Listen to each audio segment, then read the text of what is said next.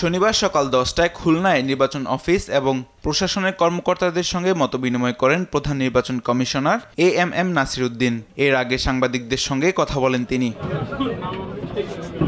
সুষ্ঠু নির্বাচন আয়োজনে নিত্য নতুন চ্যালেঞ্জ আসছে জানিয়ে সিইসি বলেন, নির্বাচন কমিশন ও নির্বাচন ব্যবস্থা সম্পর্কে মানুষের আস্থা ফিরিয়ে আনা জরুরি।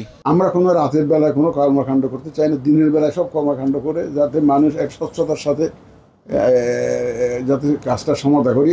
তাহলে হয় কি, মানুষ স্বচ্ছতা যদি এনশিওর করা যায় তো মানুষের কাছে এটা গ্রহণযোগ্য হয়। এটা একটা আমাদের চেষ্টা থাকবে। সামাজিক যোগাযোগ মাধ্যমে নির্বাচন নিয়ে ভুল তথ্য প্রচার করা হচ্ছে উল্লেখ করে তিনি বলেন, এসব ভুল তথ্য ও কৃত্রিম বুদ্ধিমত্তার অপব্যবহার নিয়ন্ত্রণ বড় চ্যালেঞ্জ। এত মিসইনফরমেশন এবং ডিসইনফরমেশন এআই এর মাধ্যমে সার্কুলেট করে দিয়েছে, এটা অস্ত্রের চাইতেও মারাত্মক।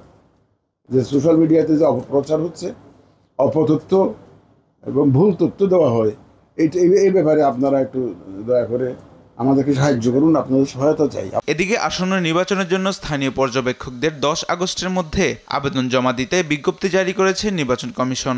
নির্বাচন পর্যবেক্ষণ নীতিমালা 2025 অনুসারে পর্যবেক্ষক সংস্থা হিসেবে নিবন্ধনের জন্য আবেদন করতে পারবে বেসরকারি সংস্থাগুলো। মাহবুব তামিম, নিউজ ডেস্ক, দেশ টিভি।